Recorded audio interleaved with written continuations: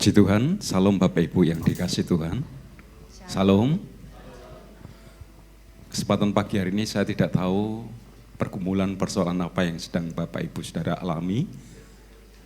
Tapi keyakinan kita pagi hari ini dalam segala keadaan kita, kasih setia Tuhan tidak pernah berubah dulu, sekarang, bahkan sampai selama-lamanya.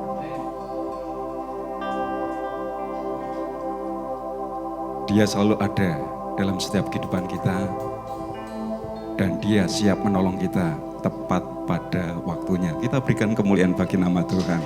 Tuhan selalu menolongku.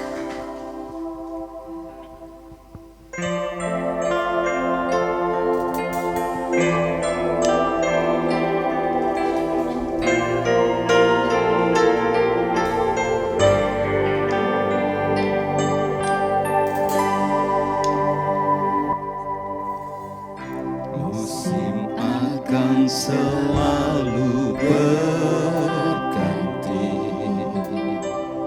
kasih Tuhan tetap abadi, tak akan berubah sampai selamanya. Ku tetap percaya, Tuhan memberkati, ku yakin Tuhan melindungi, burung di udara Tuhan pelihara, karena kasih-Nya. Sama-sama katakan, Tuhan selalu menolongku, selalu menjagaku, sehelai di rambutku tak akan terjatuh tanpa seizin-Mu. Tuhan selalu menolongku, selalu menjagaku, Dia mengenyangkanku dan peliharaku seumur hidupku.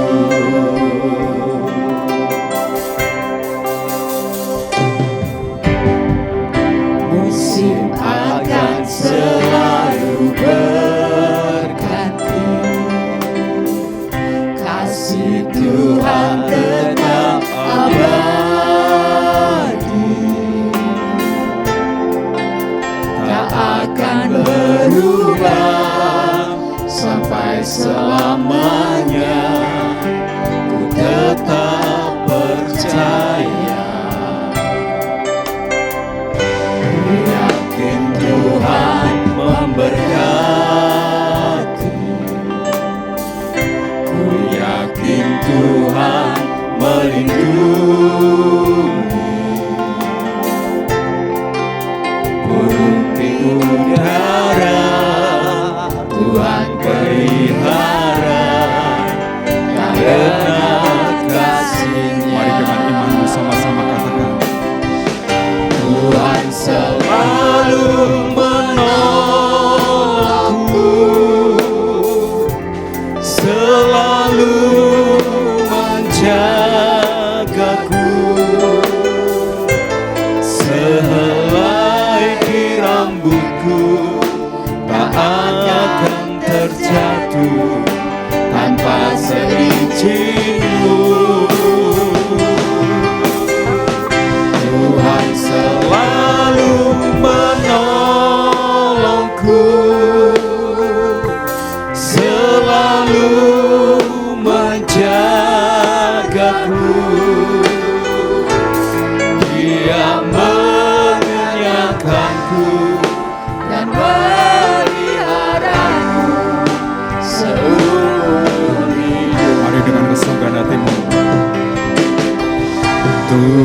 selalu menolongku, selalu menjagaku.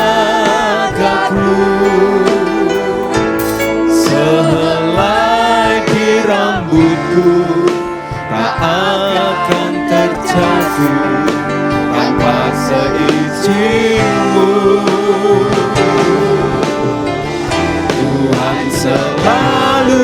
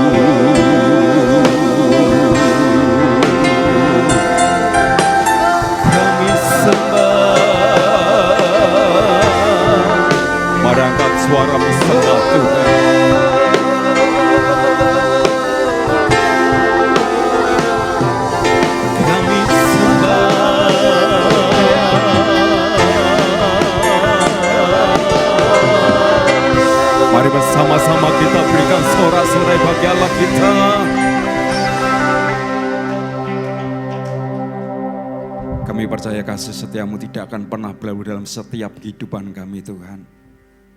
Engkau ada, bahkan Engkau siap menolong setiap kami tepat pada waktunya. Dan biarlah segala hormat, syukur, pujian, kebesaran hanya bagi nama-Mu. Setiap kita yang siap memuji Tuhan sama-sama katakan, salam Bapak Ibu Saudaraku yang dikasihi Tuhan. Ada sukacita di rumah Tuhan, amin. Yang siap memuji Tuhan bisa lambaikan tangan. Bapak Ibu yang dikasihi Tuhan, Allah bertahta atas pujian umatnya. Ada kuasa dalam setiap pujian umatnya. Yuk kita berikan kemuliaan bagi nama Tuhan. Datanglah dan bertahta.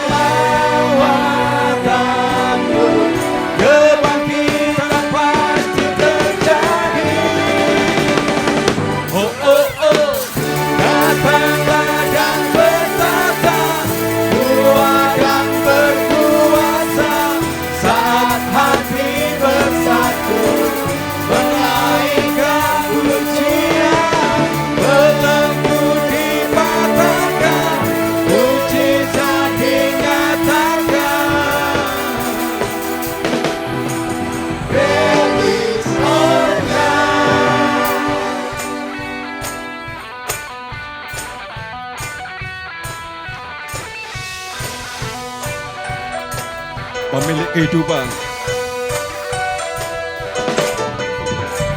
pemilik kehidupan yang sanggup menyelamatkan, dialah jalan kebenaran. Kami rindukan kuasa lawatan-Mu,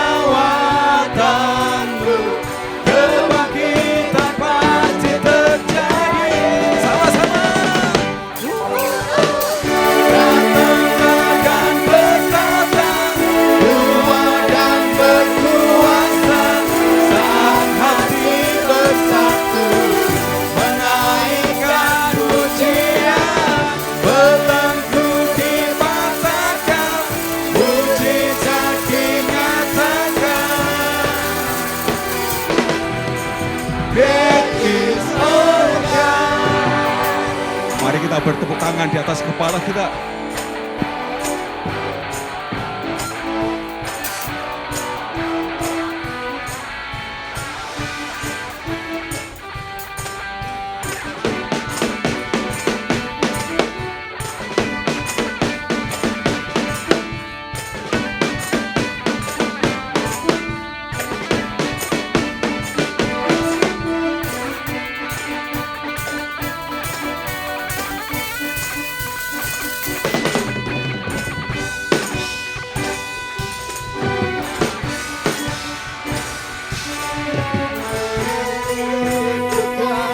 Kuasa lawatan-Mu,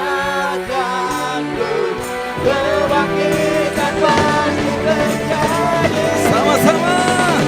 Oh, oh, oh.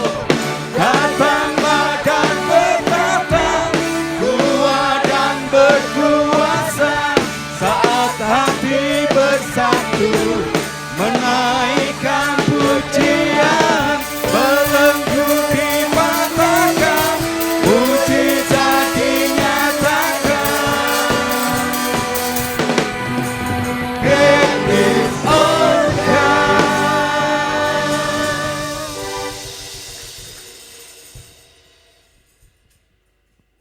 Mau lebih lagi saudaraku? Ayo bersama-sama kita berikan kemuliaan bagi nama Tuhan. Kita percaya di mana nama Tuhan dipuji ditinggikan, di situ akan banyak ditarik jiwa datang kepada Tuhan. Bersorak.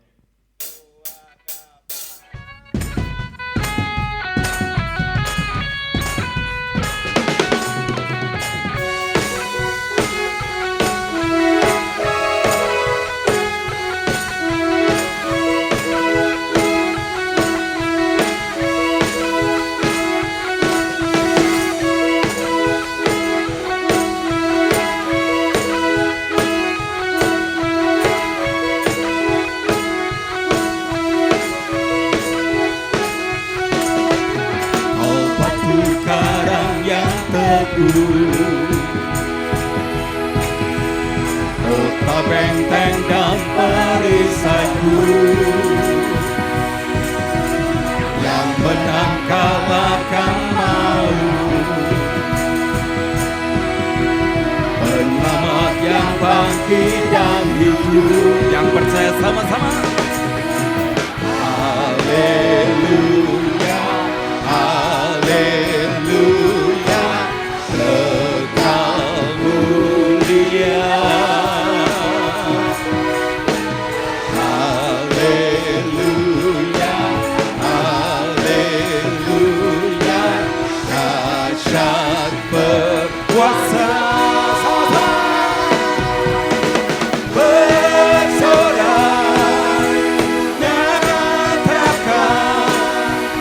Yesus kaulah Tuhan, Kau Raja pemenang, bersorak, Yesus kaulah Tuhan, Juru Selamat dunia.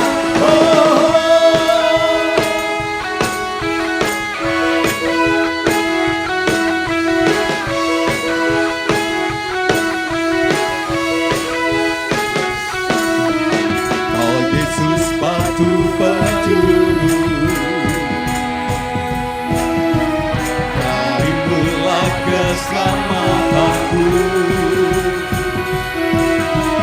yang menang kalahkan maut,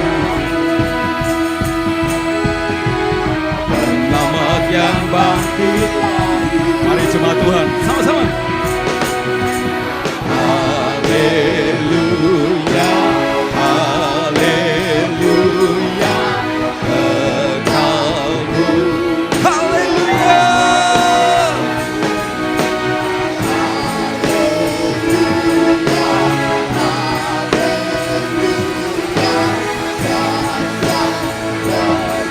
yang siap sama-sama katakan. Bersorak, nyatakan, Yesus kaulah Tuhan, Kau Raja pemenang. Bersorak, masyurkan, Yesus kaulah Tuhan, Juru Selamat dunia. Mari bertepuk tangan di atas kepala kita.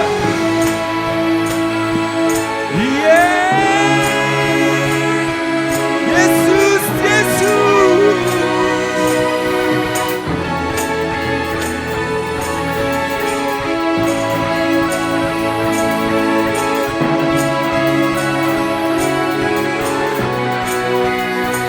Agung dan perkasa.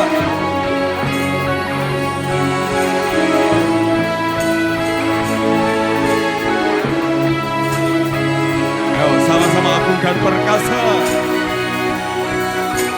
Agung dan perkasa, kebenaran percaya, Yesus Tuhan, Yesus Tuhan, tempat perlindungan, tubuh pertahanan, Yesus Tuhan, Yesus. Agung dan perkasa, agung dan perkasa, kebenaran percaya, Yesus Tuhan, Yesus Tuhan.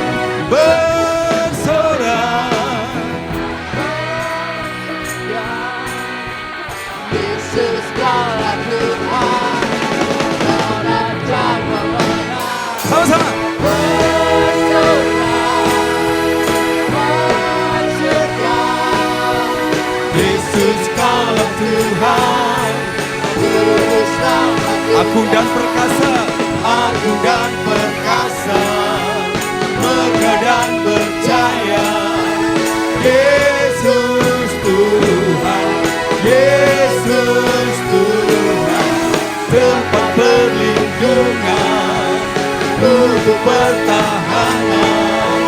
Yesus Tuhan, Yesus. Sama-sama.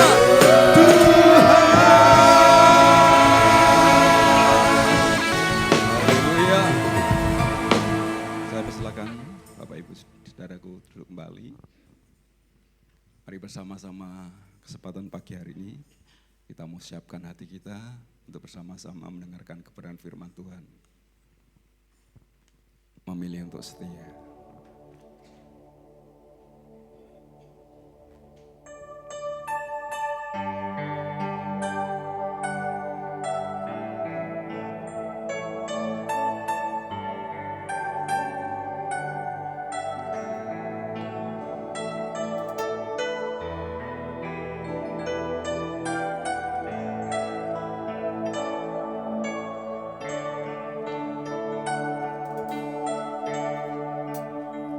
Pada saatnya yang ku alami, tak seperti yang aku ingini, ku tetapkan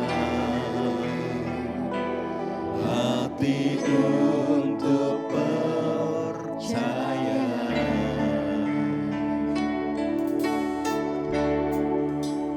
Ada saatnya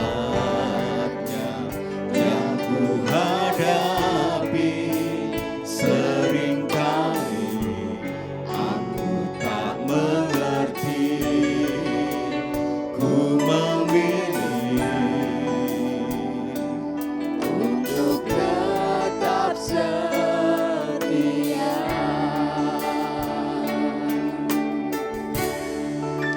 Sampai akhir di hidupku, ku kan tetap menyembahmu, melayanimu seumur hidupku. Sampai ku menutup mata, ku tetap mengasihimu, biar kau dapati ku hamba-Mu yang setia.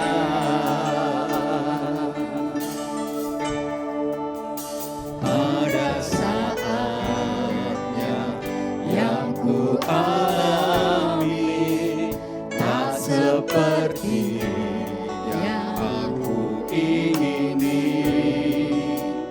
ku tetapkan hati untuk percaya.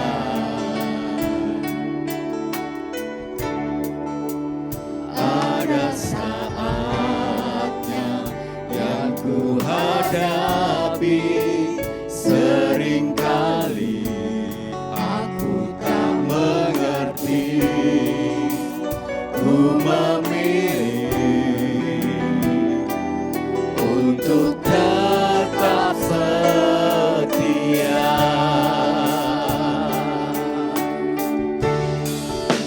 Sampai akhir di hidupku,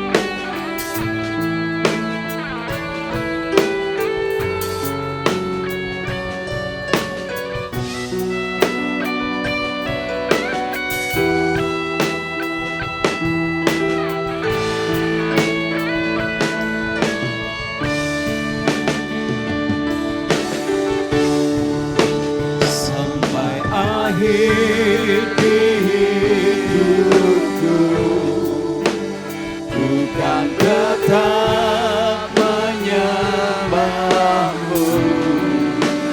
melayanimu seumur hidupku, sampai ku menutup mata, ku tetap mengasihimu,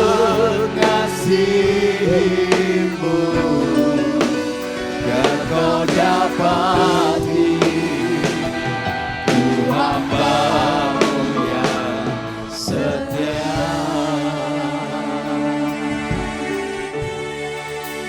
Sampai akhir hidupku,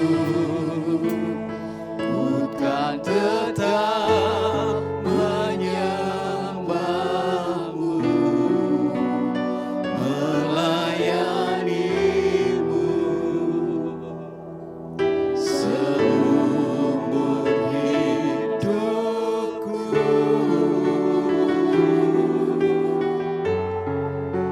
sampai ku menutup mata, ku kan dapat kasih-Mu,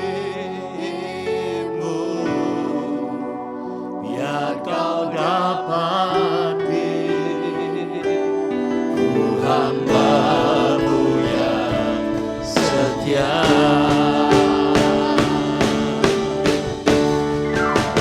Sampai akhir di hidupku,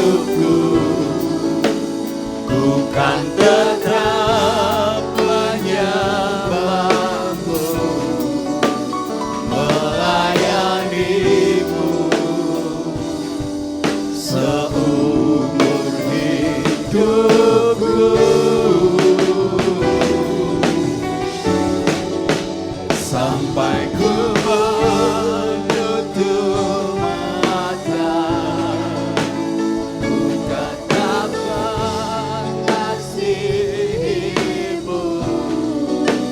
biar kau dapati ku hamba-Mu yang setia. Sampai akhir di hidupku, ku kan tetap menyembahmu, melayanimu seumur hidupku, sampai ku menutup mata, ku tetap mengasihi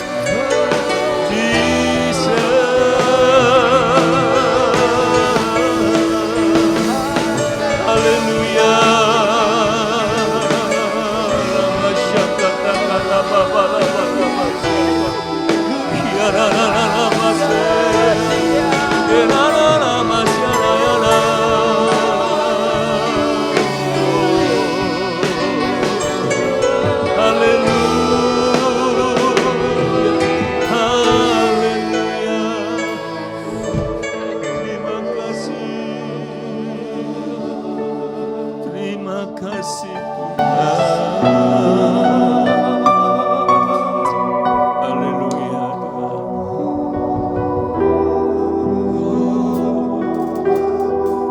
Bila pujian ini bukan hanya dari mulut kami Tuhan, tapi bukti nyata kasih kami pada Engkau. Lah sampai kami menutup mata, Engkau dapati kami tetap setia Tuhan.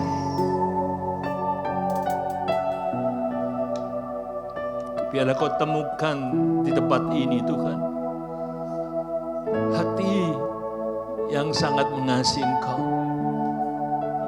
Tuhan melihat hati kita masing-masing setiap pagi ini. Apakah benar aku mengasihi-Mu?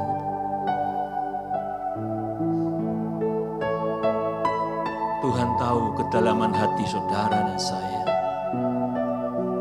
Di hadapan Tuhan tidak ada yang tersembunyi. Biarlah benar pujian ini nyata di dalam kehidupan kita. Sampai menutup mata, kami tetap mengasihi Engkau.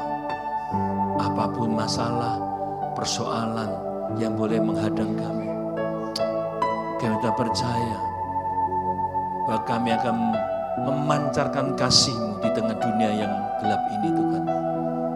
Roh Kudus, Kau berbicara buat setiap kami pagi ini, menerangi hati, pikiran, jiwa kami. Urapi hamba-Mu, urapi kami semua. Di dalam nama Tuhan Yesus kita semua dengan siap firman Tuhan katakan amin. Haleluya. Shalom saudara. Apa kabar? Apa kabar? Pasti diberkati Tuhan. Coba lihat kanan kiri, wajah diberkati Tuhan. Haleluya. Wajah yang diberkati Tuhan nampaknya. Pasti ya. Saudara, cek. Ya. Tema sepanjang bulan ini adalah, masih ingat adalah hidup setelah diselamatkan. Nah, banyak orang berbicara tentang kasih. Saudara sering dengar ya kasih ya. Ya, bahkan dunia ini mereka berusaha juga berbicara tentang kasih. Ya. Pasti saudara tahu ya, mendengar lagu-lagu tentang kasih banyak ya. Lagu tentang kasih, bahkan film-film tentang kasih. Tapi kasih yang ditawarkan oleh dunia itu hanyalah kasih yang hanya berupa perasaan, emosi. Ya. Hanyalah perasaan yang berubah-ubah sesuai dengan keadaan. Ya, itu kasih yang dunia. Ya. Ketika seseorang menyenangkan kita, kita mengasihi. Itu kasih dunia. Ya. Ketika seorang mengecewakan kita, kasihnya mulai berkurang. Itulah kasih dunia. Ketika seseorang menyakiti kita, kasih itu bahkan bisa jadi benci. Benar apa benar? Itu kasih dunia. Ya, mengasihi akhirnya jadi benci, saudara. Namun kasih yang diajarkan di Alkitab, ya, berbeda. Kasih menurut Alkitab, saudara, bukan sekedar emosi. Kasih adalah karakter Allah sendiri yang dinyatakan melalui kehidupan saudara dan saya. Amin. Jadi kasih yang diajarkan oleh Kristus di dalam Alkitab, karakter Allah sendiri yang dinyatakan lewat kehidupan kita sebagai orang percaya. Karena itu tema kita sepanjang bulan ini sangat relevan. Hidup setelah diselamatkan. Pertanyaannya bukan hanya apakah saya sudah diselamatkan, bagaimana saya diselamatkan, saudara. Tapi bagaimana saya harus hidup setelah diselamatkan, itu penting. Ini didengungkan terus sepanjang bulan ini, saudara. Ya, bagaimana saya harus hidup setelah diselamatkan, itu penting. Karena keselamatan bukan hanya mengubah tujuan akhir kita masuk surga, tapi keselamatan yang kita terima, saudara, juga harus mengubah arah hidupan kita, mengubah cara hidupan kita. Kalau engkau selamatkan tapi cara hidupmu sama, enggak berubah, ya podo wae sama orang-orang yang enggak terima keselamatan. Makanya orang-orang yang sungguh-sungguh mengalami kasih Kristus dalam hidupnya, dia pasti akan memancarkan kasih kepada orang lain. Amin. Orang-orang yang mengalami keselamatan, mengalami Kristus, pasti ingin membalas kasih Kristus dengan memancarkan kasih yang nyata. Karena sumber kasih itu sudah ada dalam kehidupan saudara dan saya. Amin. Sang pembawa damai itu ada dalam kehidupan saudara. Itulah sebabnya saudara, kasih Kristus, kasih yang sejati itu harus menjadi gaya hidupan kita. Amin. Kasih yang nyata itu harus menjadi apa? Lifestyle kita setiap hari. Ya. Tandanya apa saudara? Tandanya apa? Suka damai. Amin. Saudara suka damai? Membawa damai? Karena itu judul khotbah kita hari ini adalah kasih yang nyata. Ya, kasih yang nyata itu bukan kasih yang hanya diucapkan di mulut kita, ya, atau hanya kita nyanyikan, ya, bukan hanya kita bicara, pandai bicara ngomong tentang kasih. Ya, kalau orang yang sedang jatuh cinta ngomong kasih gampang banget, bener apa bener, tapi bisa menjalani, waduh. Saudara, ya, kasih itu bukan cuman seberapa indah kita ngomong tentang kasih, saudara, tapi seberapa nyata kasih Kristus terlihat dalam kehidupan kita sebagai orang percaya. Seberapa banyak orang, seberapa besar orang yang melihat kasih-Mu itu yang nyata di dalam rumah tangga kita, di dalam pekerjaan kita, dalam seluruh aspek kita, di tengah masyarakat. Orang bisa melihat ada kasih Kristus. Sebab kasih sejati itu bukan hanya terdengar dari mulut kita ngomong aku mengasihi engkau atau nyanyi aku mengasihi engkau. Tapi harus dirasakan, dialami oleh orang sekitar kita. Melalui apa? Melalui tindakan nyata yang bisa dirasakan dengan spontan. Kasih itu enggak bisa dibuat-buat, saudara. Kasih yang spontan benar-benar dari hati kita. Seperti hati Tuhan. Next. Ketika dia melihat orang sakit, ya, ketika dia melihat orang yang sedang terlantar, maka dikatakan tergeraklah oleh belas kasihan. Itu kasih yang nyata, bukan dibuat-buat. Ya, maka dalam Matius 14 ayat 14 katakan, ketika Yesus mendarat, ia melihat orang banyak besar jumlahnya, maka apa? Tergeraklah hatinya oleh belas kasihan kepada mereka dan ia menyembuhkan orang yang sakit. Tergeraklah, saudara, tergerak enggak ketika melihat orang-orang yang sedang menderita? Tergerak enggak? Atau abai, saudara? Saudara, saya harus belajar ini. Gaya hidup orang yang setelah selamatkan harus memiliki ini. Dari hatinya memiliki kasih kepada banyak orang. Kadang istriku tuh kadang enggak habis pikir, saudara. Katanya pusing, kok masih pergi jenguk orang sakit. Katanya gak enak, saudara. Katanya gak punya uang. Ya. Kok bayari orang suruh rumah sakit. Ya, kadang-kadang, ya saudara, itu hanya tindakan spontan yang sudah terbiasa, gitu, saudara. Ya. Bukannya gak punya uang, saudara. Tapi saya tuh suka prepare. Kalau saya butuh sesuatu yang besar, saya sudah siapkan. Saya sudah siapkan, ada pos untuk bengkel, apa saya siapkan. Tidak mengganggu Ibu Debbie. Gitu.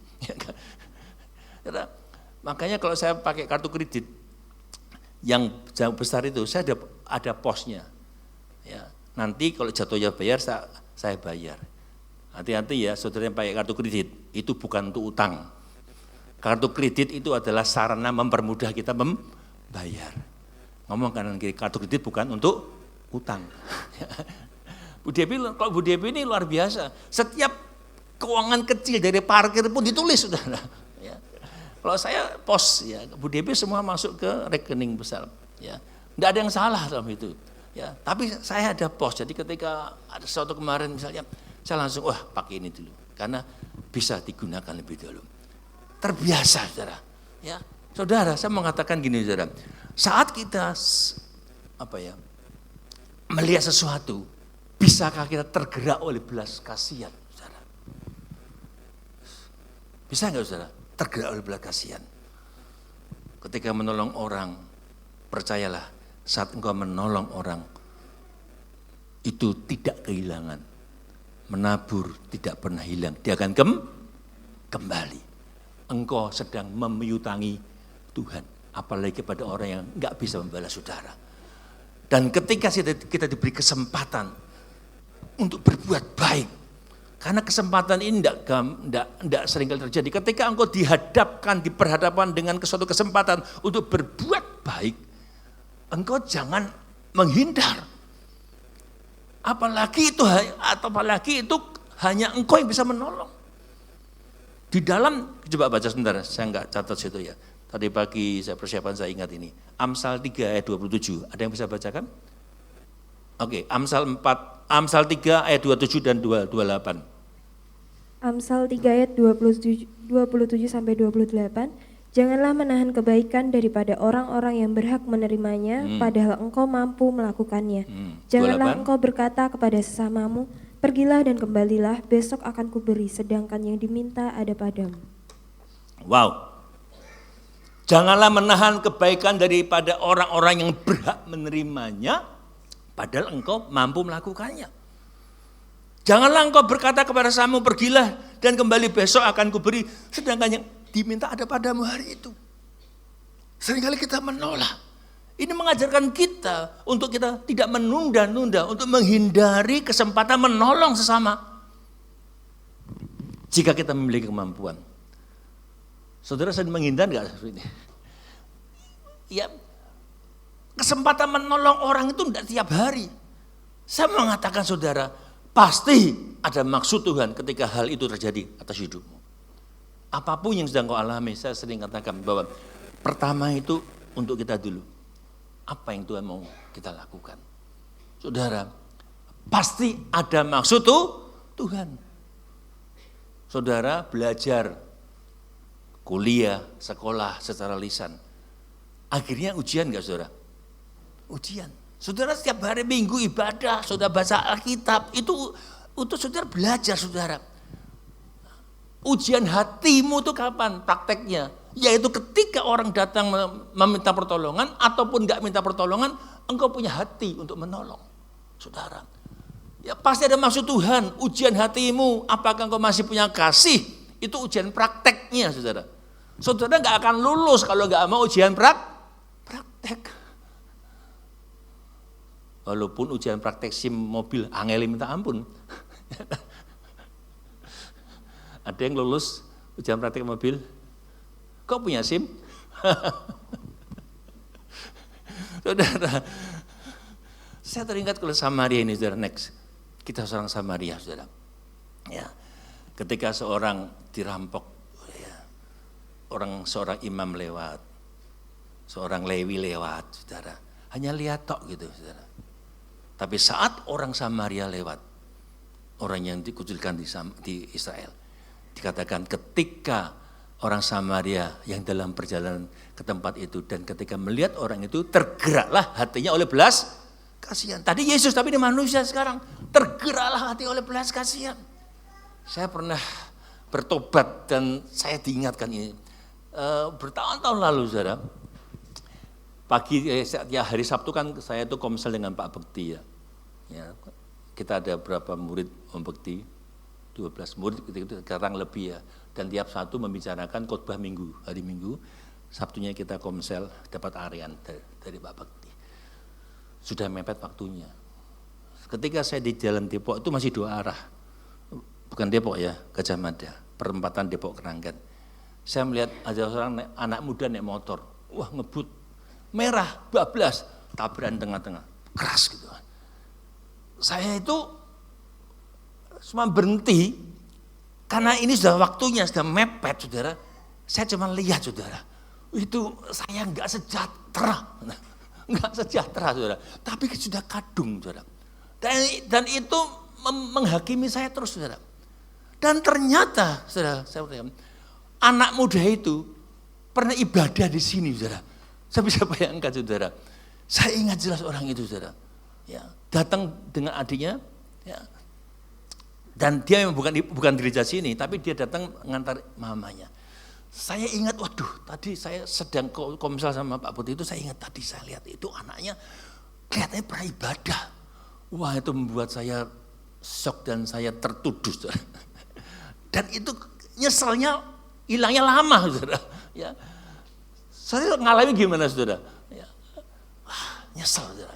Makanya saya katakan kesempatan berbuat baik itu enggak selalu ada.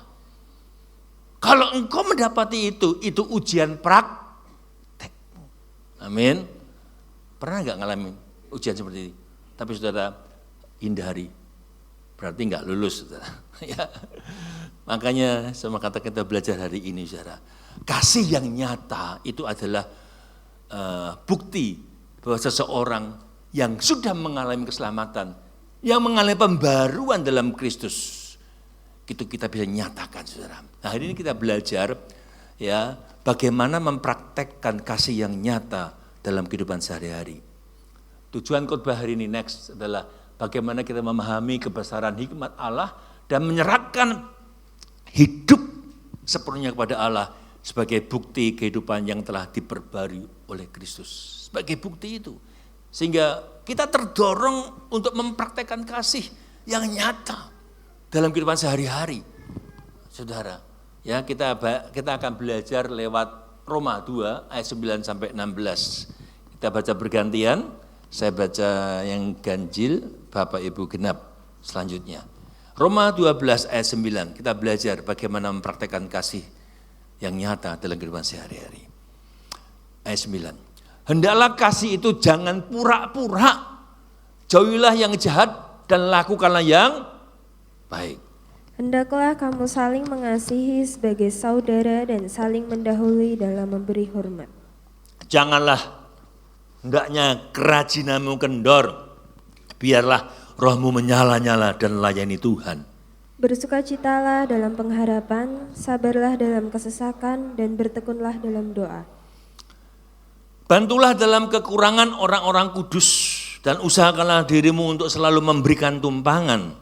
Berkatilah siapa yang menganiaya kamu, berkatilah dan jangan mengutuk. Bersukacitalah dengan orang yang bersukacita dan menangislah dengan orang yang menangis. Hendaklah kamu sehati sepikir dalam hidupmu bersama. Janganlah kamu memikirkan perkara-perkara yang tinggi, tetapi arahkanlah dirimu kepada perkara-perkara yang sederhana. Janganlah menganggap dirimu pandai. Saya ingat, saya pernah katakan dalam Roma pasal 1 sampai 11, kalau sudah baca Alkitab, Roma 1:11 itu Paulus sedang menjelaskan karya keselamatan Allah yang luar biasa.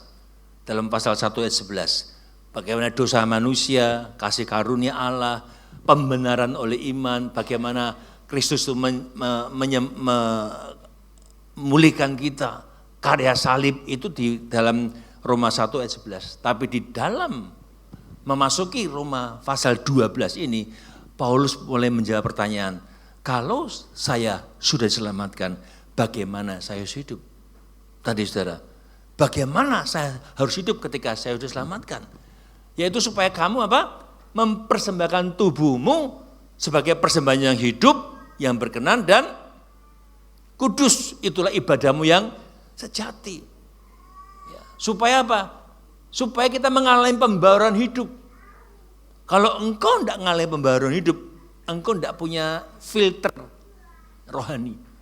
Kalau engkau hidupmu diperbarui, memiliki pembaruan hidup, maka engkau bisa membedakan manakah kehendak Allah, manakah yang baik dan yang berkenan dan yang sempurna. Makanya Paulus menulis surat ini, Roma 12 ini, kepada jemaat di Roma, juga kepada kita, untuk kita bisa menjadi hidup yang berbeda. Bukan lagi menurut pola-pola dunia, tapi kita melakukan melalui pembaruan budi yang diberikan oleh Roh Allah. Nah, kita mau belajar yang pertama, pembaruan budi itu harus tampak nyata dalam cara kita Pembaruan budi harus nampak nyata dalam cara kita mengasihi.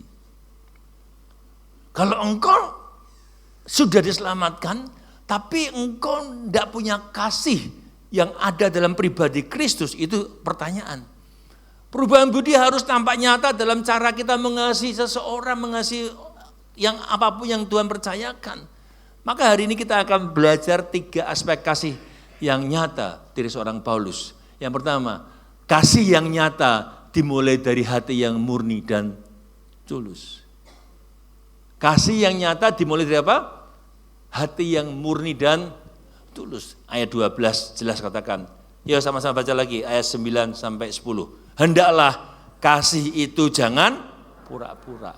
Jauhilah yang jahat dan lakukan yang baik. Hendaklah kamu saling mengasihi sebagai saudara dan saling mendahului, memberi hormat. Ini luar biasa. Paulus langsung bicara tentang hati. Hendaklah kasih jangan pura-pura. Next ya. Jadi dalam bahasa Yunani itu menggunakan kata anupokritos. Artinya hendaklah kasih jangan pura-pura. Kasih tanpa topeng. Kasih itu tanpa sandiwara. Kenapa? Karena pada zaman Yunani kuno, para pemain teater itu memakai topeng untuk memerankan karakter. Karakter yang jahat pakai topeng jahat.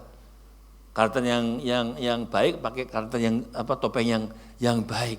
Makanya ayat ini Paulus menggambarkan gambarnya itu sebagai suatu gambaran.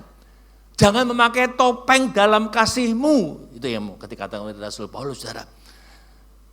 Kita boleh ngomong aku mengasihi, tapi jika tindakan kita atau pilihan hidup kita nggak mencerminkan kasih, maka apa yang kita ngomongkan cuma manis di mulut. Kalau bahasa Jawa, manisnya apa? Lambi apa? Cuma manis di mulut, saudara. Ya. Jadi kasih sejati itu menuntut integritas. Integritas kata apa? A ya A, B ya B. Berarti kata-kata kita dan perbuatan kita selaras. Saudara. Kasih kita harus nyata, murni, dari hati yang sungguh mengasihi Tuhan. Kalau engkau mengasihi Tuhan, saya percaya karakter kasih itu akan menjelma dari kehidupan saudara. Saudara mampu mengasihi orang. Hari ini dunia penuh dengan kasih yang bersyarat. Aku mengasihimu, tadi katakan, kalau kamu itu menguntungkan aku. Ya kan? Aku mengasihimu kalau kamu itu baik padaku. Selama engkau baik padaku, aku mengasihimu. Tapi kalau engkau jahat, aku membenci engkau. Itu kan ya, kasih yang bersyarat. Tapi kita belajar kasih Kristus berbeda. Kristus mengasihi kita ketika kita masih berdosa.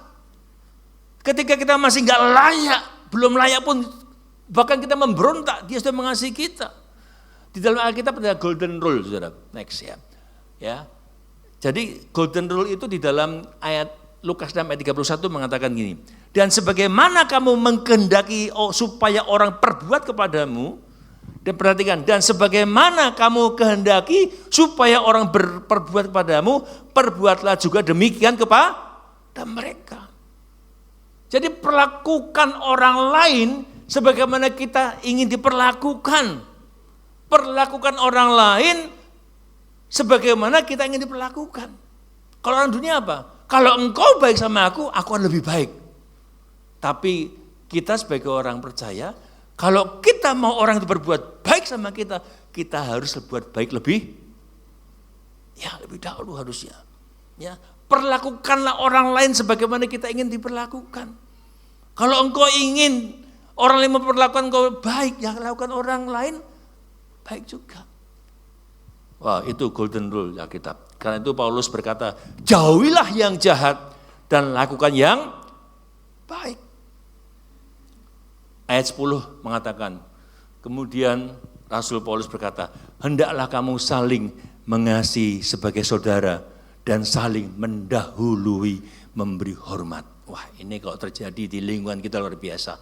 Betapa indahnya jika seorang anggota keluarga ya saling dikatakan saling mengasihi sebagai saudara, saling lebih dahulu memberi hormat terjadi di dalam anggota keluarga kita.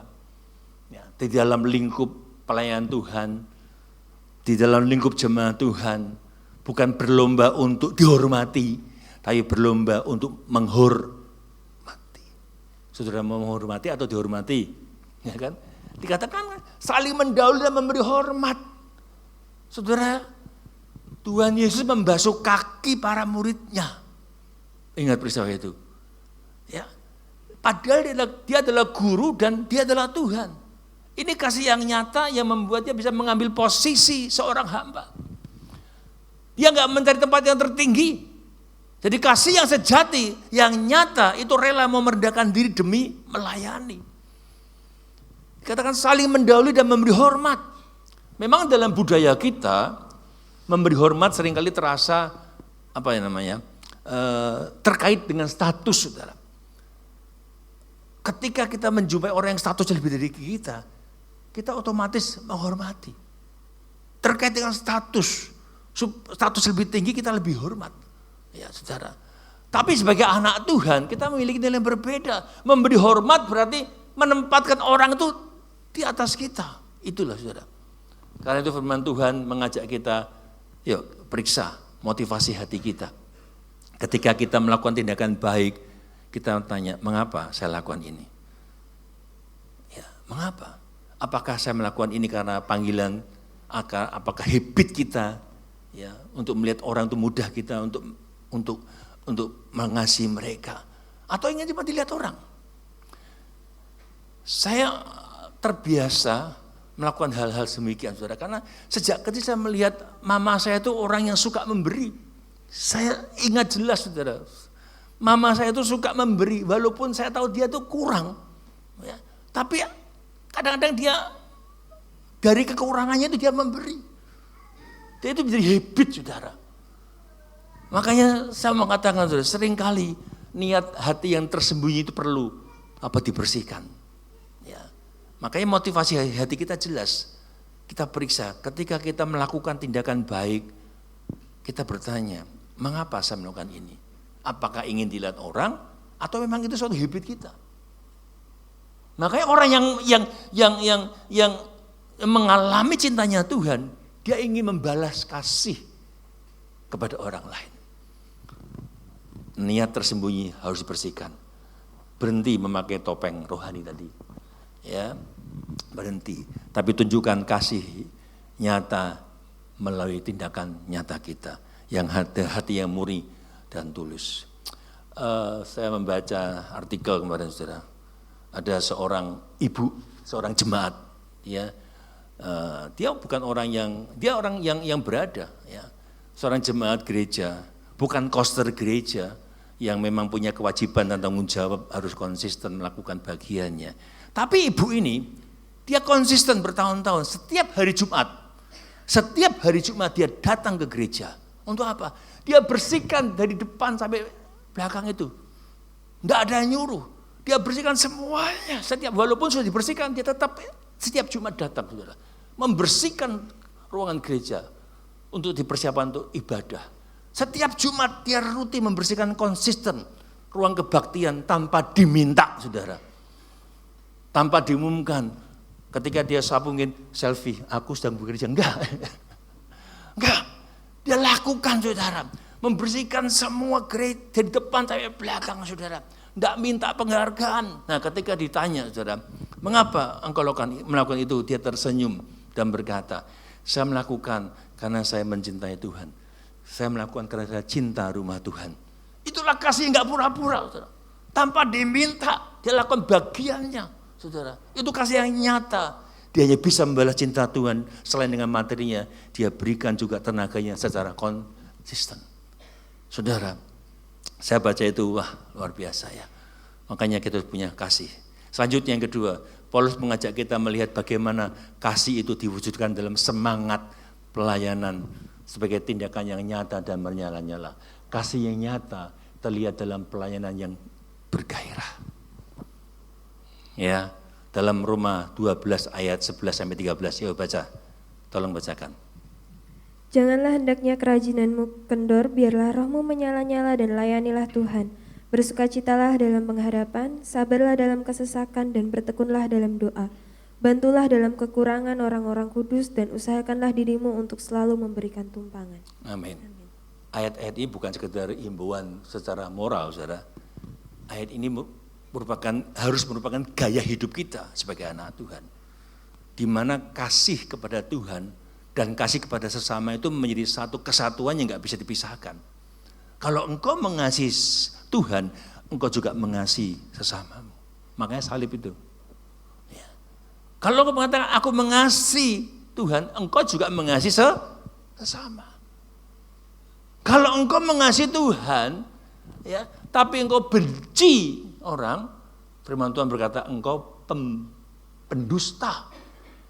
Wow, next coba. Ada ayatnya enggak? Nah, kasih kepada Tuhan dan kasih kepada sesama itu enggak bisa dipisahkan.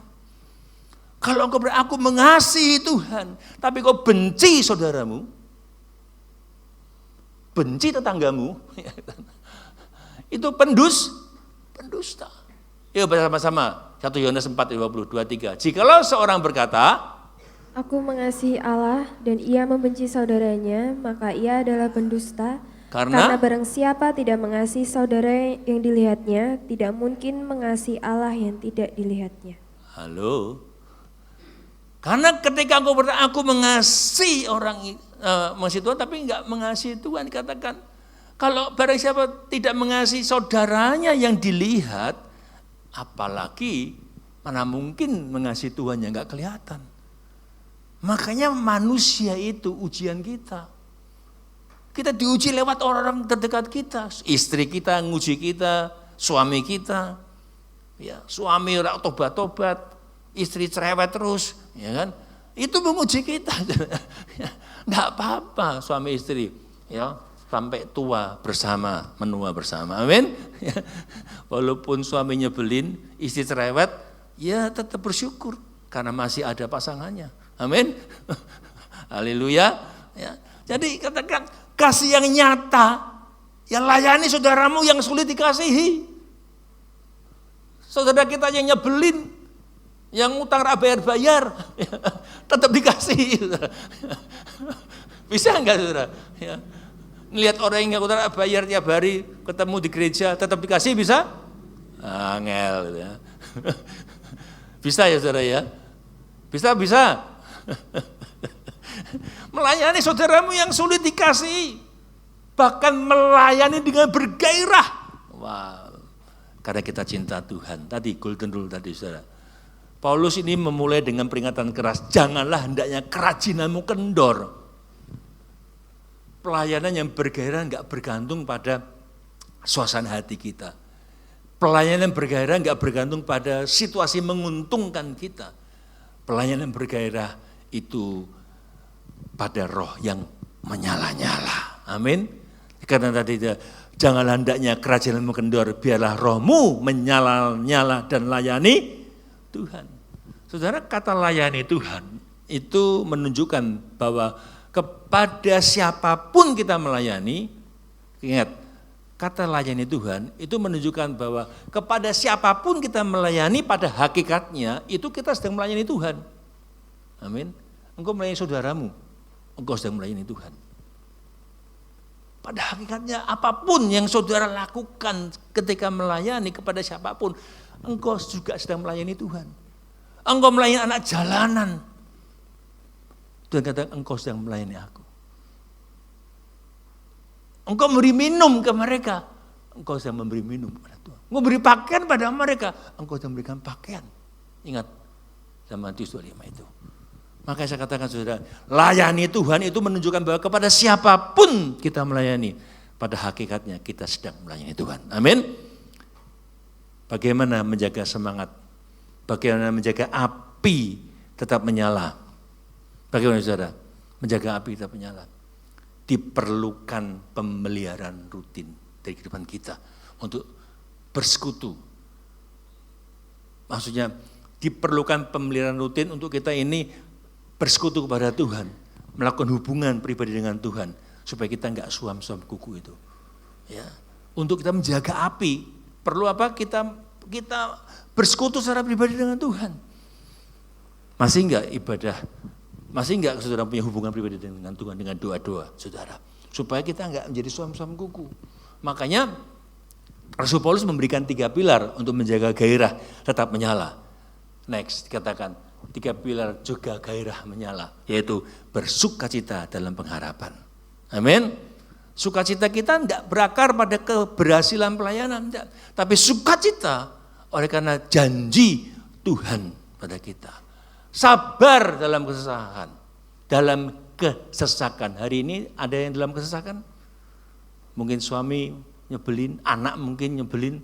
Ya, sabar. Ngomong kanan kiri, sabar.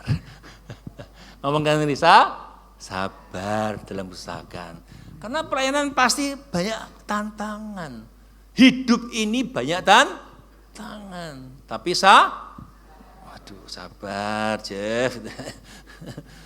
Karena ketabahan kita itu dalam saat kita mengalami tekanan, itu bukti kedewasaan rohani kita. Saudara, yang bertekunlah dalam doa. 3 pilar ini yang Rasul Paulus katakan tadi. Punya masalah, tekun dalam, apa punya masalah, enggak doa.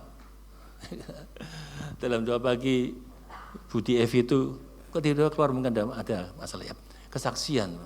Ya, wah, doa kita Erono, enggak ada ini.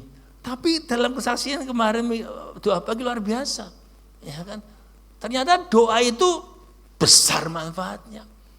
Tetap berdoa dan hal-hal yang enggak pernah dia pikirkan terjadi, karena doa. Makanya bertekun dalam doa, karena doa itu bahan bakar kita dalam melayani. Api dalam pelayanan itu membakar kita lewat doa. Tanpa doa kita mengandalkan kekuatan diri kita. Makanya tiap hari Kamis ada doa malam untuk para pelayan Tuhan. Khususnya pelayan Tuhan dan jemaat.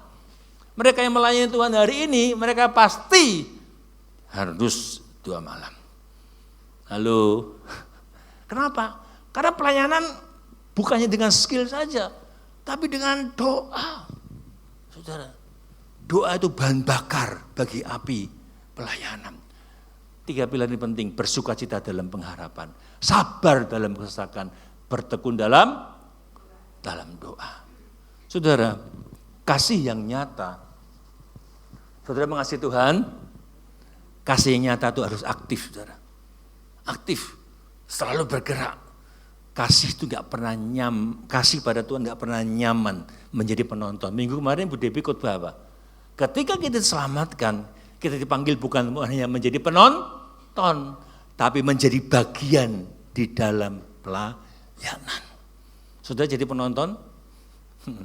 Penonton itu paling pinter, ya main badminton, wah bodoh gitu kan. GBL, goblok gitu kan. Coba kalian yang badminton itu, saudara. Aduh, saudara, susah ya kan. Makanya saudara, jadilah bagian. Seorang yang memahami besarnya kasih-Nya Tuhan, yang sudah menyelamatkannya, pasti muncul kerinduan untuk melayani Tuhan. Kami dulu, saat benar-benar awal ngalami Tuhan itu luar biasa, pingin sampai ngomong sama di gereja, aku harus buat apa? Apa yang bisa aku lakukan? Pendoa. Jadi pendoa. Ya udah, apapun doa. Jadi semua pendoa ngusir setan di gereja. Itu timnya jadi ngusir setan. Ya kan? Jadi Ghostbuster, ya kan? Jadi penjaga kota. Ya, Bu Dewi sudah ceritakan kemarin, saudara. Tiap malam kita mungkin pemetaan, saudara. Kota-kota di pinggir-pinggir itu kita petakan, kita doa, kita urapi, masuk tempat-tempat angker, ya, mengusir kegelapan. Itu, saudara. Hasilnya apa? Ya pokoknya kita berdoa. Pasti ada hasilnya. Minimal kita pun dibangun. Ya, ada api, saudara. Ya, makanya saya percaya, saudara. Ketika engkau mengasihi Tuhan, engkau muncul kerinduan melayani Tuhan. Amin. Tanyakan gini, kamu mau enggak melayani Tuhan? Orang yang mengasihi Tuhan rindu melayani Tuhan. Ya, datang kepada Mas Wi, pada Bugem, pada saya, aku ingin melayani Tuhan. Nah, melayani bukan karena terpaksa atau dipaksa atau karena jabatan tertentu, melayani karena ingin membalas cinta kasih Tuhan. Makanya setelah SPK itu kan mereka disuruh ngisi, bukan dipaksa ya dengan paksaan. Habis ini kamu ambil pelayanan apa? Ya, bukan terpaksa, tapi melayani karena bersyukur, karena hidup sudah dikeluarkan dari lumpur hisab itu, lumpur dosa. Nah, kemudian Paulus berkata di ayat berikutnya, Bersukacitalah dalam pengharapan, sabarlah dalam kesakan dan berteguran dalam doa tadi ya saudara. Jadi Paulus tahu bahwa pelayanan itu enggak selalu mudah. Saudara yang melayani Tuhan di sini pasti mengalami bentrokan, dikritik, wah WL kok ngono, kan? Ya, coba jadi WL kan. Saya saja nggak sanggup jadi WL mungkin. Saya pernah jadi WL itu keringetan saudara. WL di tempat full gospel saya pernah jadi WL. Nggak pernah jadi WL, saya jadi WL, wah keringetan saudara. Mendingan khotbah saudara. Nggak mudah jadi WL ya pendek ya. Nggak mudah jadi WL pertama, nggak mudah saudara. Ya saudara nggak mudah, makanya jangan kritik yang nggak perlu saudara. Karena nggak mudah. Berdiri sini nggak mudah, saudara. Saudara, karena dalam pelayanan nggak mudah, ada kritik, ada kesalahpahaman, ya, ada kelelahan, ada penderitaan, saudara. Tapi kasih membuat seseorang tetap melayani karena kasihnya kepada Tuhan. Karena nih yang penting, karena dia tahu siapa dia di dalam Tuhan, itu penting, saudara. Engkau tahu siapa aku dan siapa yang kita layani. Kalau engkau tahu ini, siapa yang kau layani? Raja di atas segala raja. Wow, penderitaan, kelelahan, ya kritik, wes itu nomor sekian, saudara. Amin. Kalau saya mau milih, ya, milih daging, tinggalkan pelayanan, saudara. Ya, daging itu berontak, saudara. Maka kita bilang, kowe nek sugih, ojo jadi pendeta. Maksud gue jadilah pengusaha, gitu. Ya betul, saudara. Ya, saudara. Tapi panggilan itu nggak bisa, saudara. Hati itu nggak bisa, saudara. Makanya dikatakan Paulus berbicara tentang kepedulian tadi, saudara. Karena dia tahu siapa yang dia layani. Selanjutnya dalam ayat 13, Paulus berbicara tentang kepedulian. Ayat 13, yuk sama-sama baca ayat 13-nya tadi. Coba Luki baca 13. Bantulah dalam kekurangan orang-orang kudus dan usahakanlah dirimu untuk selalu memberikan tumbang. Nah ini Paulus bicara tentang kepedulian. Kasih yang nyata itu peduli. Ya. Bukan abai. Apalagi kita punya saudara ya, yang kita mampu menolongnya tapi kita nggak mau menolong. Adik kita, kakak kita. Engkau mampu tapi engkau abai. Dikatakan saudara, bersukacita dalam bantulah dalam kekurangan orang-orang kudus dan usahakanlah dirimu untuk selalu memberi tumpangan. Bantulah dalam kekurangan orang kudus. Pelayanan yang bergairah harus peka. Peka terhadap apa, saudara? Terhadap kebutuhan nyata orang sekitar kita. Baik kebutuhan materi, waktu, maupun tenaga. Jadi kalau saudara, saya katakan tadi, kalau engkau diberikan kesempatan, dihadapkan dengan suatu kesempatan untuk berbuat baik, jangan menghindar. Apalagi engkau mampu, apalagi engkau bisa. Kalau engkau menghindar, enggak, itu mungkin tidak datang lagi. Lama setelah itu mungkin engkau mengalami itu, saudara. Itu ujian praktek, saya katakan tadi. Makanya saudara, usahakanlah dirimu selalu memberi tumpangan. Memberi tumpangan simbol kasih yang radikal. Kenapa? Itu berarti membuka ruang, memberi tumpangan.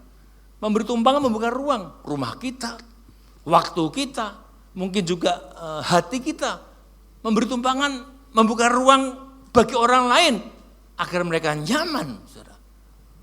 Ini radikal, membuka rumah kita untuk mereka. Dulu kita anak jalanan, layanan jalanan, beberapa yang ke rumah, waduh, mereka baik, kira Bu Devi, datang ke rumah, wah, ya kita supaya mereka nyaman saja, saudara, diterima, merasa aman, ya, dan dikasih. Jadi kasih yang nyata dari kita sebagai anak Tuhan itu peka, tidak usah nunggu untuk diminta, melihat kebutuhan kita bantu, itu kasih yang nyata. Kalau engkau mampu, katakan jangan menghindar. Kalau engkau mampu, jangan ngomong besok datang lagi, padahal engkau hari ini bisa. Itu kan merepotkan orang. Kalau bisa ya sudah, ya saudara. Makanya saudara belajar minggu ini, yuk lakukan. Temukan satu pelayanan yang dapat saudara kerjakan. Halo, mau saudara? Temukan, ya. Bangun kembali mesbah doamu. Menolong seseorang jadi saluran berkat. Mungkin tiap pagi kau tanya, Tuhan siapa yang dapat aku layani hari ini? Halo, Tuhan siapa yang aku dapat layani hari ini? Oh pasti. Jangan Tuhan siapa yang dapat kuutangi hari ini? Itu parah. Itu orang yang hidupnya banyak utang gitu, tiap pagi bingung. Tuhan siapa yang bisa jadi korbanku hari ini? Wah jangan ya saudara, siapa yang bisa kulayani hari ini? Amin. Saudara, kapan ujian terbesar? Yaitu ketika kita melayani orang yang tidak menghargai kita. Melayani anak kita mungkin yang enggak nyenengin kita. Ujian terbesar kita justru muncul ketika kita berhadapan dengan orang yang menjengkeli kita. Ujian terbesar kita. Yang menyakiti hati kita. Yang merugikan kita. Wow, mudah ngalami ini. Mengasihi orang yang menjengkelin kita. Aduh, angel pol, Pak. Kok angel mentoh? Tapi itulah kasih yang nyata yang kita belajar. Yang Rasulullah katakan. Yuk mari kita tanyakan diri kita masing-masing yuk. Apakah gairahku dalam beribadah melayani Tuhan masih ada? Atau apakah aku ibadah melayani itu karena rutinitas belaka? Yang terakhir. Kasih yang tulus dalam pelayanan yang menyala-nyala harus dibingkai. Dibingkai itu apa? Dibungkus oleh kasih terhadap sesama. Ya, kalau kasih yang tulus dalam pelayanan yang menyala-nyala harus dibingkai terhadap sikap pada sesama.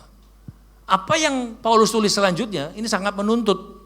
Jangan balas kejahatan dengan kejahatan, berusaha jadi pembawa damai. Makanya yang ketiga, kasih yang nyata terbukti dalam relasi yang rendah hati. Ayat 14-16, baca Luki. Berkatilah siapa yang menganiaya kamu, berkatilah dan jangan mengutuk. Bersukacitalah dengan orang yang bersukacita, dan menangislah dengan orang yang menangis. Hendaklah kamu sehati sepikir dalam hidupmu bersama, janganlah kamu memikirkan perkara-perkara yang tinggi, tetapi arahkanlah dirimu kepada perkara-perkara yang sederhana. Janganlah menganggap dirimu pandai. Janganlah menganggap dirimu pandai. Wah. Ayat 14 berkata apa? Berkatilah siapa yang menganiaya kamu. Waduh. Ini tadi sudah. Berkatilah orang yang utang rak bayar. Sama aja saudara. Wah susah saudara. Ini bukan ajaran yang mudah. Saya ngomong ini tidak mudah saudara. Tapi kita harus belajar.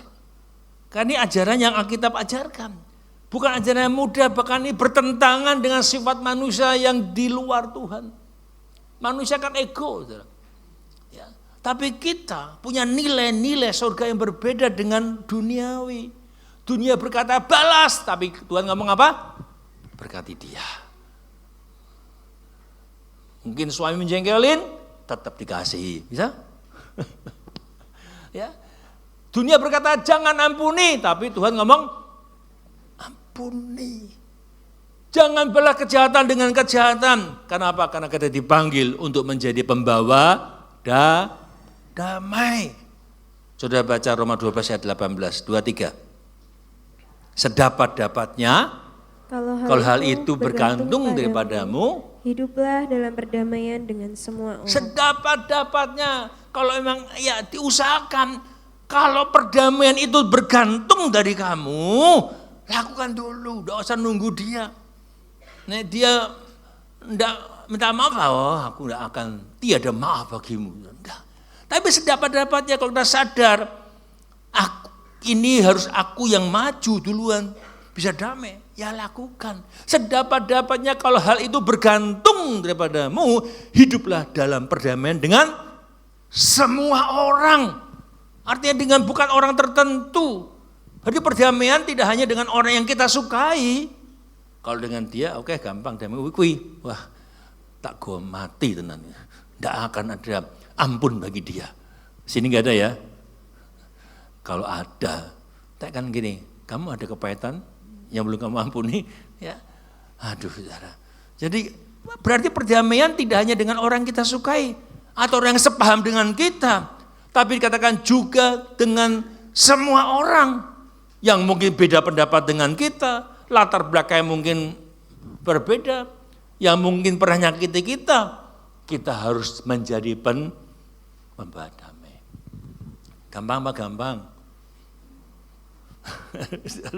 Paulus enggak mengatakan mudah ini, enggak itu mudah enggak.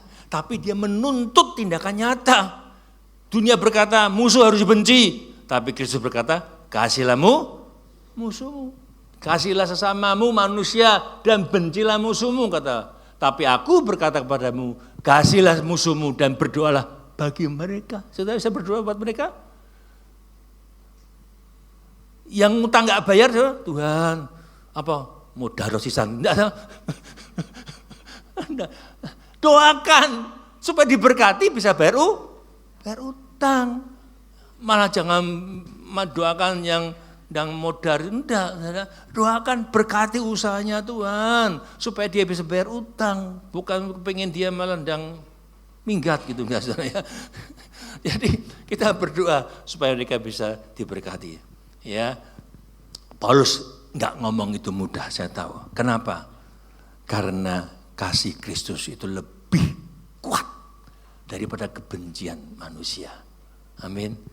Engkau pun demikian. Kebencian manusia itu kita redam karena kasih Kristus yang sudah mengasihi saudara.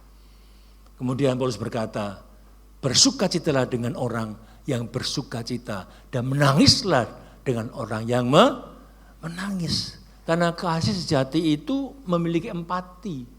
Apa empati ya? Kasih sejati memiliki ikut peduli. Ya. Saudara punya kasih sejati? Kasih yang nyata itu punya empati, ikut peduli, ikut merasakan, gak egois, ikut merasakan. Gak iri melihat orang berhasil. Masih ada yang iri melihat orang berhasil? Halo? Masih ada yang iri melihat orang saudara yang berhasil? Nah, saudara. Kasih yang nyata membuat kita ikut hadir, ikut merasakan pergumulan maupun kebahagiaan mereka. Makanya bersukacita dengan orang yang bersukacita, menangis dengan orang yang menangis. Saudara lebih mudah menangis dengan orang yang sedang susah atau bersukacita dengan orang yang sedang senang? Lebih mudah mana? Menangis dengan orang yang susah itu lebih susah. Kalau ikut bergembira gampang, ya. Tapi ikut empati benar-benar ya, bukan cuma dibuat-buat, saudara, itu lebih susah.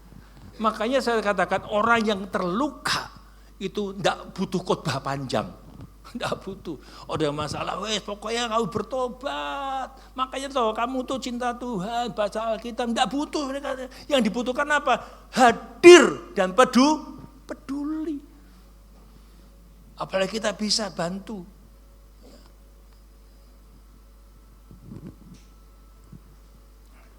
Makanya lalu Paulus menutup dengan peringatan, janganlah menganggap dirimu pandai. Karena kesombongan itu bisa menghancurkan relasi.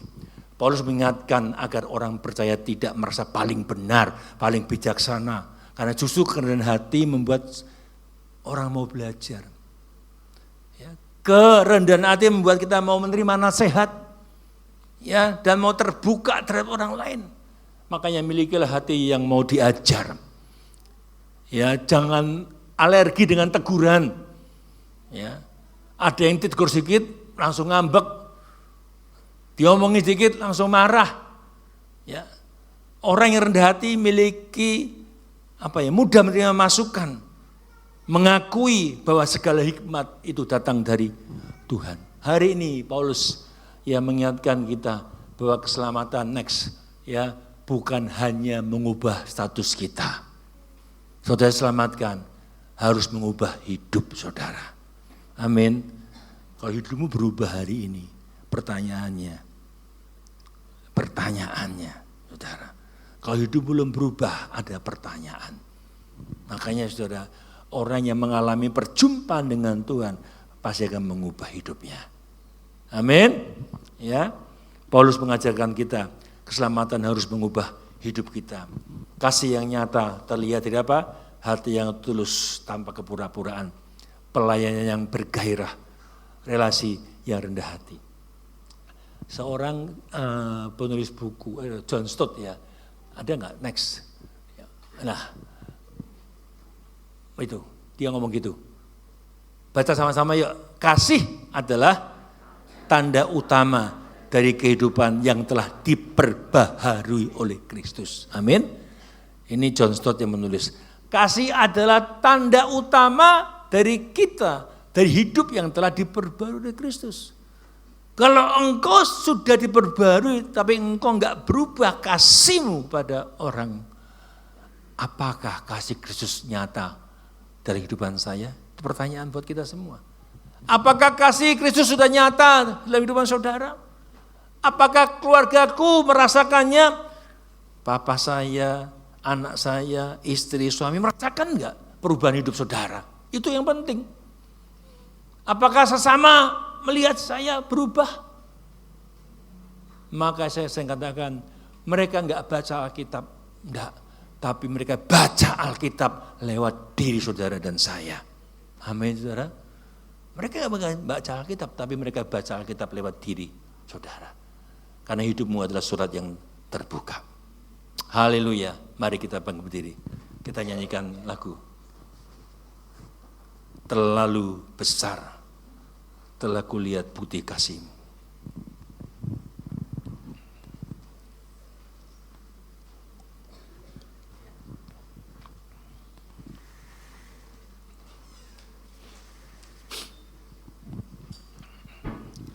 Haleluya.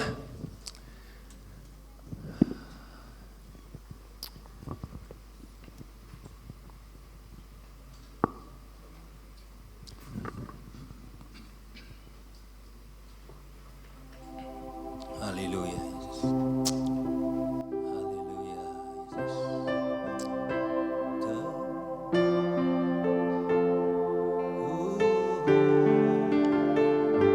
Telah kulihat bukti kasih-Mu.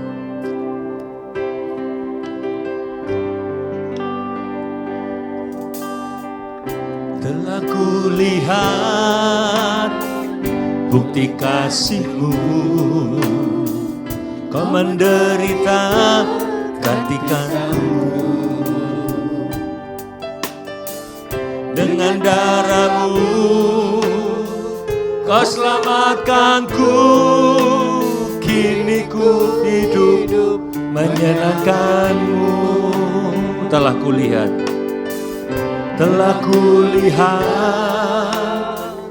bukti kasih-Mu. Kau menderita gantikanku. Dengan darah-Mu Kau selamatkanku. Kini ku hidup menyenangkan-Mu. Terlalu besar kasih-Mu Bapa, pengorbanan yang Kau berikan bagiku. Terlalu mahal darah-Mu Yesus, tercurah untuk menebus hidupku. Telah kulihat bukti kasih-Mu. Kau menderita gantikanku. Dengan darah-Mu Kau selamatkanku. Kini ku hidup menyenangkan-Mu. Telah kulihat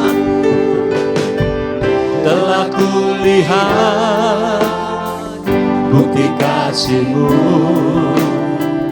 Kau menderita gantikanku. Dengan darah-Mu Kau selamatkanku. Kini ku hidup menyenangkan-Mu. Terlalu besar kasih-Mu Bapa, pengorbanan yang kau berikan bagiku terlalu mahal. Amin. Tercurah untuk menebus hidupku, terlalu mahal. Darahmu Yesus tercurah untuk menebus hidupku, terlalu mahal. Darahmu Yesus tercurah untuk menebus hidupku. Amin. Haleluya. Haleluya. Jesus.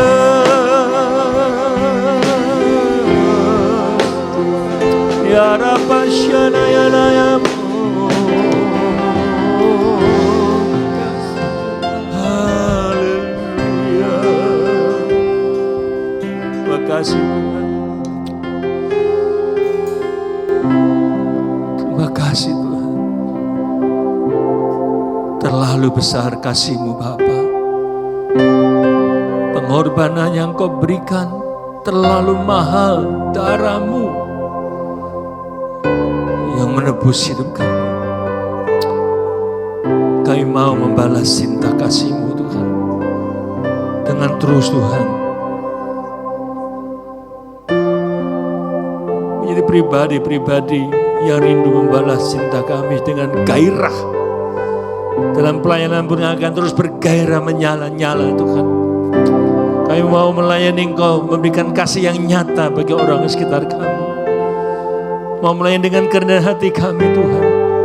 Karena kami tahu Tuhan, kesempatan di mana kami melayani, kesempatan kami bisa beribadah, kesempatan kami menjadi anak-anak-Mu. Itulah kesempatan bagaimana kami membalas cinta kasih-Mu Tuhan.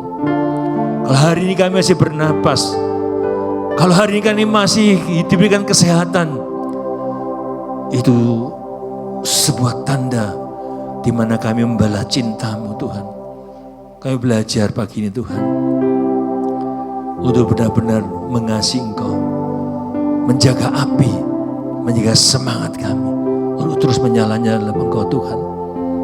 Taruh hati-Mu bagi kami. Oh Kudus, tolong kami. Terima kasih Bapa. Terima kasih Roh Kudus. Kalau ada hati yang mulai redup, api mulai padam, bagian masing-masing adalah menjaganya, terus membangkitkan semangatnya dengan membangun hubungan yang intim dengan Roh Kudus, sehingga enggak mengalami suam-suam kuku yang akan dimuntahkan itu.